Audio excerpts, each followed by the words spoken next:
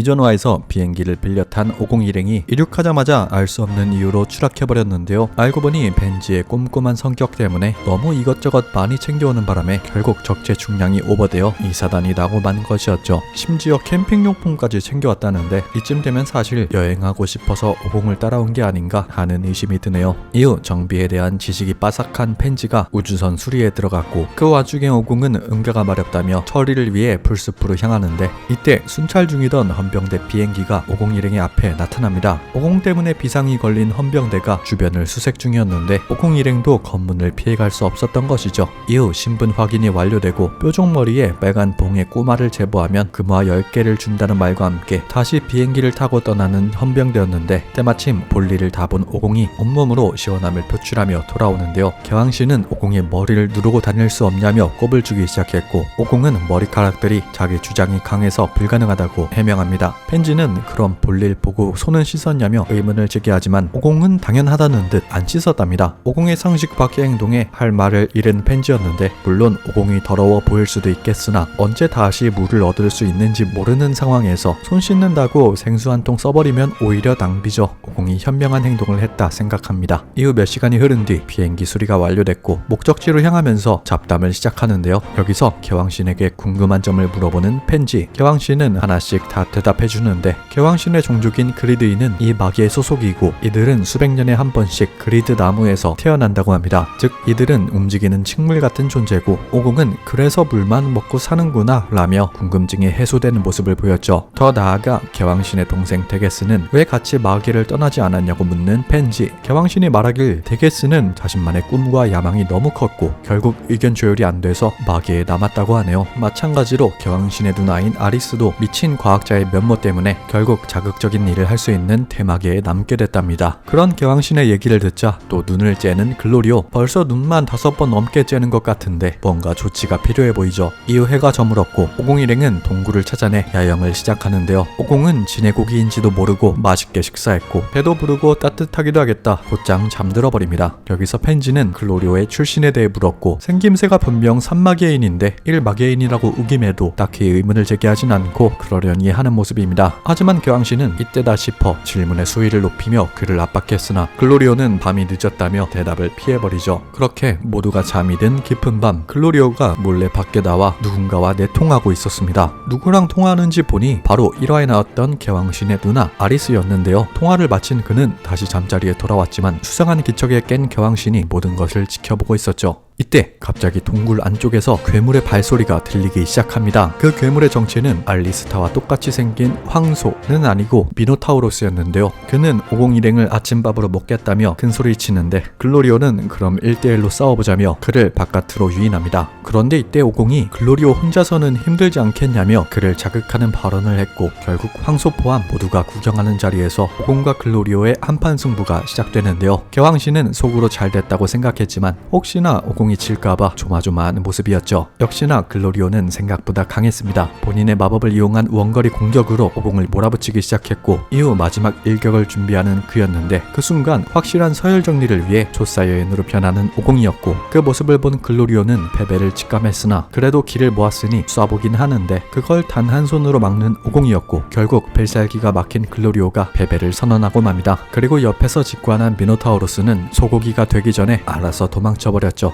한편 지구에 남은 베지터 일행. 때마침 부르마의 우주선 수리가 끝났고 베지터, 피콜로, 키비토가 탑승해 마계로 향하려는데 어디가 문제였던 것일까? 이륙 10초 만에 추락해버렸고 이렇게 드래곤볼 다이마 6화가 종료됩니다. 다이마 6화는 스토리 전개가 크게 이루어지지 않았지만 또다시 슈퍼와의 차별화된 설정이 드러났습니다. 바로 개왕신 설정인데 슈퍼에서 개왕신은 별을 만드는 창조신이었고 그 반대의 존재가 파괴신일 만큼 꽤나 직책이 높고 고귀한 존재 같은 느낌이었는데요. 그런데 다이마에서 개왕신은 그저 이마계인이 바깥 우주에 와서 신행세를 하는 존재란 사실이 드러났죠. 두 설정이 양립 불가능하진 않지만 또 가능하다면 그건 그거대로 이상할 것 같은데 개인적으로 다이마 제작진들이 굳이 슈퍼를 언급하지 않는 걸 보면 이미 슈퍼와 다이마가 별개의 만화라는 것을 확정내놓고 일부러 발표하지 않는 듯 보입니다. 만약 섣불리 발표해버리면 독자들이 그럼 슈퍼 볼 필요 없네? 라는 생각이 자동적으로 들 것이고, 지금까지 게임, 피규어, 만화책 구매 등으로 덕질해온 사람들은 한순간에 공든탑이 무너지는 느낌이 들 것이니 그런 후폭풍을 생각해서라도 일부러 언급을 하지 않는 듯하네요. 드래곤볼 슈퍼는 엄연히 연재 중인 작품이니까요. 저는 다음 주에 7화 리뷰로 찾아뵙도록 하겠습니다. 영상을 재밌게 보셨다면 구독, 좋아요 한 번씩 부탁드립니다.